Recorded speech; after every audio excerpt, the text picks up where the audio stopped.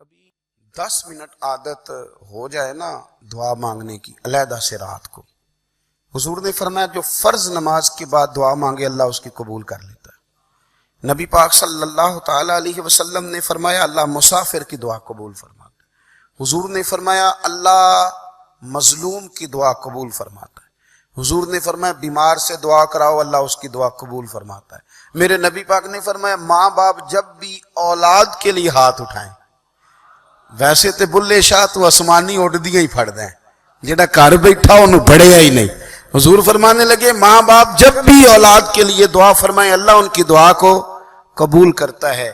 آپ اپنا تعلق بنائیں، دعا کے ساتھ، عبادت کے ساتھ، مصلی کے ساتھ رشتہ بنائیں، استغفار پڑھیں۔ صلاح الدین ایوبی صلیبی جنگوں میں تھے، رات کو مسجد اقصی میں نماز پڑھی تو پریشان تھے۔ ایک بزرگ سے ملاقات ہوئی تو وہ کہنے لگے کہ آپ بڑے پریشان ہیں۔ کہنے لگے حضور پریشان اس لیے ہوں کہ پہلے ہی مسلمان کمزور ہے، اب میں نے سنا ہے دشمن کا ایک بحری بیڑا وہ جنگی سامان سے بھرا ہوا آ رہا ہے، تو اب ان کے پاس اور تلواریں اور نیزے آ جائیں گے، مسلمانوں کے پاس پہلے ہی وسائل کی کمی ہے، پریشان ہو کس طرح کر کے مقابلہ کریں گے۔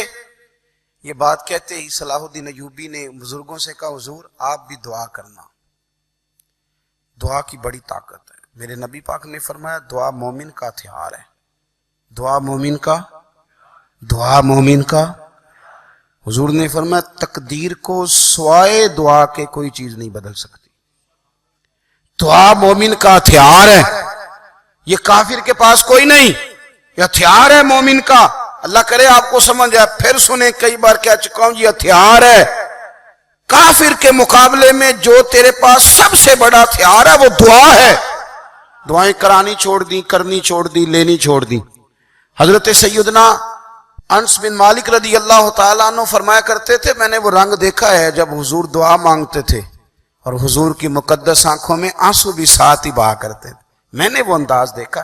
تو صلاح الدین ایوبی بزرگ سے کہنے لگے آپ بھی دعا کیجیے، اور خود رونے لگے اور سر سجدے میں رکھ کے رونے لگے، اور عشاء سے لے کر فجر تک روئے، خوب روئے۔ صبح وہ بزرگ آئے تو صلاح الدین ایوبی کا خوبصورت اور ہنستا ہوا چہرہ دیکھا، کہنے لگے آپ بڑے خوش ہیں، رات تو میں نے بڑے روتے ہوئے دیکھا تھا۔ تو کہنے لگے حضور وہ جو بحری بیڑا آ رہا تھا نا وہ پانی میں ڈوب گیا ہے، اب وہ نہیں آ رہا، ابھی خبر آئی ہے تو میں بڑا خوش ہوں۔ بزرگ کہنے لگے اٹھ سینے سے لگ اور سن ایک بات، وہ بحری بیڑا پانی میں نہیں ڈوبا، وہ تیرے آنسوؤں میں ڈوب گیا ہے۔ وہ جو تو رات رویا ہے نا رب کریم کی بارگاہ میں تو وہ ڈوب گیا ہے۔ بھائی اپنا مصلی کا، عبادت کا، وظائف کا، اللہ اللہ کا سلسلہ اس کو مضبوط کرے، اپنی دعاؤں کے تعلق کو مضبوط کرے۔ دعائیں بڑے انقلاب برپا کر دیتی ہیں۔ ہم تھوڑے تھوڑے نا جب سے خشک ہوئے ہیں نا، خشک، اور میری تو جماعت ہی صوفیاء کی جماعت تھی، ہم تو داتا علی اجمیری کی جماعت سے، ہم تو خواجہ اجمیری کی جماعت سے، ہم تو شیخ احمد فاروق سرہندی کی جماعت سے، ہم تو صوفیاء کی جماعت۔ ہماری جماعت نے بھی وہ تعلق جو ہمارے بزرگوں نے بنایا تھا۔ بزرگ اللہ کے قریب کیسے جاتا ہے؟ ہمارے یہاں نا بہت سارے لوگ کہتے ہیں جی نظر ہو گئی تو کام ہو گیا۔ بھائی جو بخاری مسلم میں طریقہ ہے نا اللہ کا قرب پانے کا وہ تو نفل ہے۔ نبی کریم علیہ السلام نے فرمایا بندہ نفلوں کے ذریعے رب کے قریب جاتا ہے، اور اتنا قریب جاتا ہے کہ پھر اللہ اس کی زبان بن جاتا ہے، اللہ اس کی آنکھیں بن جاتا ہے، کان بن جاتا ہے، ہاتھ اور پیر بن جاتا ہے۔ تو یہ تو عبادت ہے، یہ تو اللہ کی بارگاہ کی حاضری ہے جو آپ کو اللہ کے قریب کرے گی۔ تو نماز کو اہمیت دے کے ادا کریں، نمازیں موبائل بند کر کے ادا کریں۔ لیکن نا کچھ لوگ کہتے ہیں مجھے ٹائم نہیں ملتا نماز کا، تو میں کہتا ہوں یہ آپ نے بڑی جرت کی بات کی ہے۔ مجھے کو میرا پیر بھائی کہہ دینا میرے پاس ٹائم نہیں آپ کو ملنے کا، تو میں کہتا ہوں آج کے بعد آنا ہی نہ۔ تو کیا سمجھتا ہے تو بہت بڑا آدمی ہے، تیرے پاس ٹائم نہیں ہے اور ہمیں ملنے کا ٹائم، موج کر۔ تو آپ نے اللہ رسول کو کہہ دیا ٹائم نہیں۔ اور عجیب فلسفہ ہے نا، کہا جائے نماز پڑھنے آؤ تو کہتے ہیں کپڑے ٹھیک نہیں، اور کہا جائے کہ آؤ ذرا دعوت پہ چلیں تو کہتے ہیں ایک منٹ ٹھہر میں کپڑے بدل کے آیا۔ نماز کے لیے کہا تو کہتے ہیں ٹھیک نہیں، دعوت کے لیے کہا تو کہتے ہیں میں ذرا تیاری کر لوں، یوں جانا مناسب نہیں۔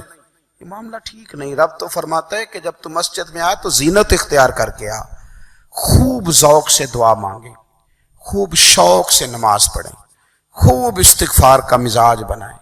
آپ لوگوں کے بیچ رہ کے سکھ حاصل کرنا چاہتے ہیں، لیکن آپ کو پتہ ہے کئی مہینے غار حرا میں رہنا بھی مدینے والے محبوب کا طریقہ ہے۔ ہر سال اعتکاف بیٹھنا الگ سے، یہ بھی حضور کا طریقہ ہے۔ مسجد نبوی کے اندر دروازہ کھلتا تھا نبی کریم کا، پر گھر کے اندر نفل پڑھے نبی پاک، اور حضور فرماتے ہیں کچھ نفل نماز گھر میں بھی پڑھا کرو، گھر کو قبرستان نہ بناؤ۔ ہمارا گھر اللہ کے ذکر سے آباد ہوگا۔